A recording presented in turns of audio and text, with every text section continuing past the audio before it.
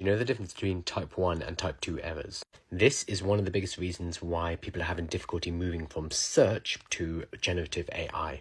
The main way that we've been accessing information for the last couple of decades has been using search, so mainly things like Google.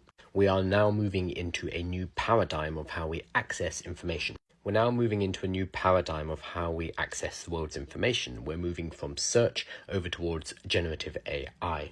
This table up here shows one of the major reasons why some people find this transition difficult. There are two types of error when it comes to accessing or finding information. Let's use a very basic business example. Let's say I'm setting up a new business and I want to work out the market size. So it's a new fidget spinning business and I want to find out how many fidget spinners are sold in the UK each and every year. When we search for information using something like Google, we are used to things like type 2 errors. A type 2 error is a false negative. So this is when we are told there is no answer when there is actually an answer. So in the case of we're trying to look up some market data, Google is unable to find that information. That does not necessarily mean that that information does not exist.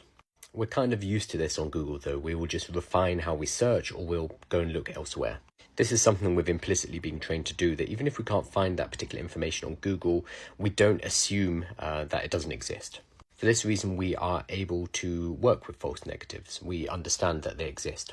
What's happening with generative AI, though, is this type 1 error, the false positive. Generative AIs, especially popular ones like chatgpt, will often just make up information in order to be agreeable and to help us out. That is a type 1 error, a false positive. We're being told that there is information, we're being given that information, but it is incorrect.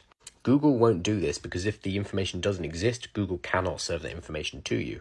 Whereas a generative AI will always try to make you happy, and if you've asked for a certain piece of information and it doesn't have it, it will tend to make it up. This is a subtle but really important distinction and why a lot of people might come away from using AI feeling cheated. We can deal with this type 2 false negative error, but we cannot deal with this type 1 false positive. We prefer not to be given information rather than to be given false information. And when ChatGPT or another AI gives us that false information, we feel cheated and that the tool is useless and it would never be helpful. So there are models like the recent Mistral Large 2, which have been taught not to give away false positive information.